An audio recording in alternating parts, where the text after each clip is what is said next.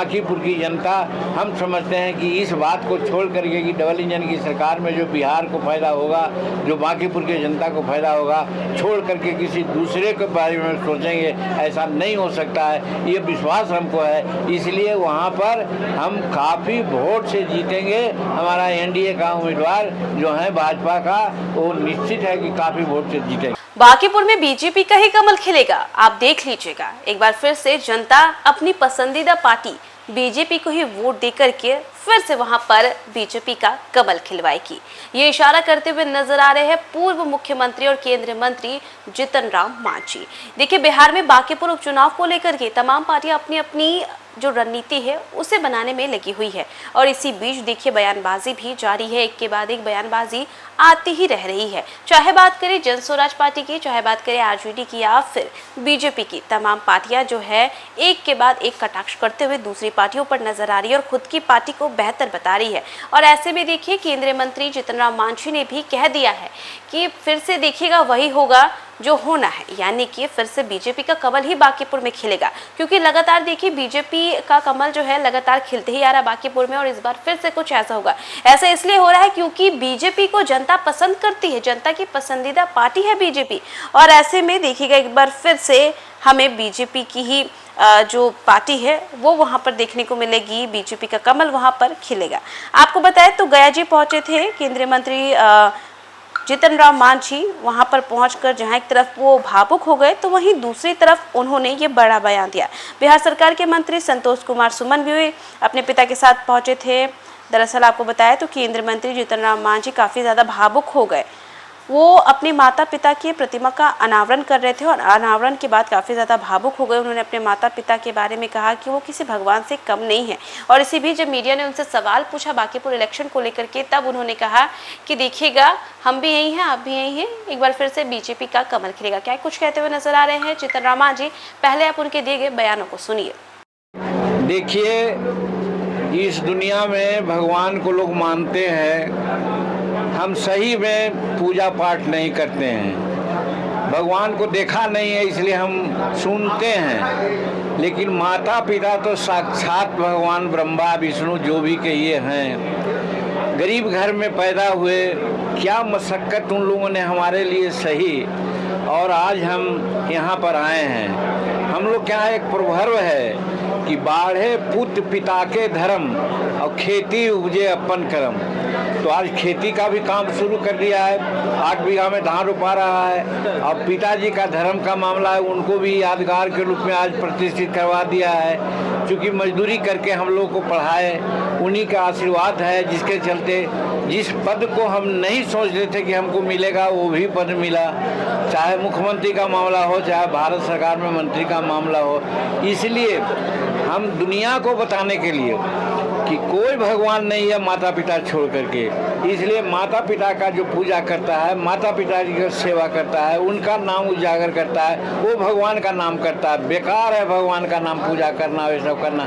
जो माता पिता का प्रणाम नहीं किया, उनका पूजा नहीं किया, तो दुनिया को दिखलाने के लिए और अपनी संतुष्टि के लिए आज माता पिता और फिर अपने छोटे भाई और भवा का भी हमने दिया है। क्योंकि हमारे आगे बढ़ने में हमारे छोटे भाई का भी बहुत बड़ा महत्व है। जब राजनीति में आने की बात सोचा तो दुनिया लोग कहता था कि पागल हो गया जीतन मांझी, लेकिन मेरा छोटा भाई कहा था कि भैया जाइए, हम हैं, और हम गए और आज हम हैं। तो इसलिए उसका भी फोटो हम लोग किया। भवा है दुनिया में, नहीं किसी को लोग जानता है क्या करता है, लेकिन जब हमको एक्सीडेंट हुआ, देखिए माथा पर अभी ये चिन्ह है। जब लगा कि एक्सीडेंट हुआ है तो औरतों का गहना बड़ा परसे मजबूत होता है, प्यारा, वो 2 किलो चांदी और सोना का गहना दे दिया अपना हस्बैंड को कि ले जाइए और भैया को दिखलाइए। तो इतना बड़ा प्यार और मोहब्बत और प्रतिष्ठा उन लोगों ने दिया है, इसलिए उन लोगों का भी नाम हम यहाँ पर कहा कि हम दुनिया के सामने रखेंगे कि माता पिता के साथ साथ हमारे भाई और बहू का भी महत्व है। इसलिए आज का दिन हम लोग ऐसा चुना है।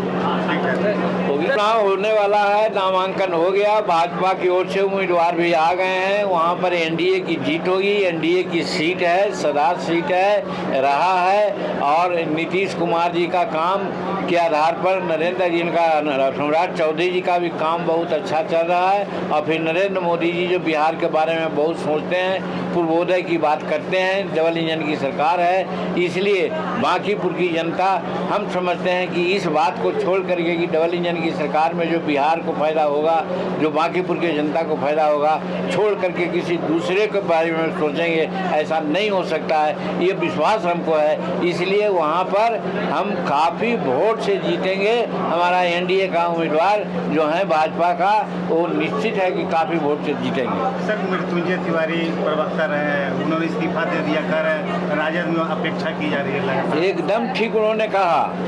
हमारी बात होते रहती थी जब राजद में थे, तो हम कहा करते थे कि आप ऐसे ईमानदार और पार्टी के प्रति समर्पित और बार बार जो अपने प्रवक्ता के माध्यम से जो आप उनका पक्ष रखते हैं, ऐसा कोई पक्ष नहीं राजद के बारे में रखता था।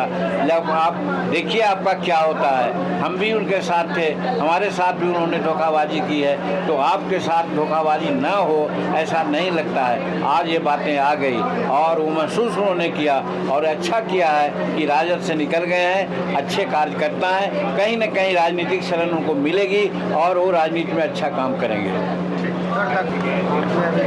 देखिए, ये तो प्राकृतिक आपदा है और सदा बिहार की स्थिति यही रही है कि उत्तर बिहार बाढ़ से और दक्षिण बिहार सुखाड़ से। इसी के लिए हम जब मुख्यमंत्री थे तो फल्गु नदी में पानी लाने के लिए सोन से और काम किया था। आज भी हम लगे हुए हैं, गडकरी साहब से हमारी बात हुई है कि गया में बीठो के नज़दीक बांध बांधेंगे और फल्गु में पानी गिरावेंगे, निरंजना में, और पानी सतत रहेगा और उसका पश्चिमी और पूर्वी से निगाह से नहर निकालेंगे, दक्षिणी बिहार को सुखाड़ से निजात दिलावेंगे।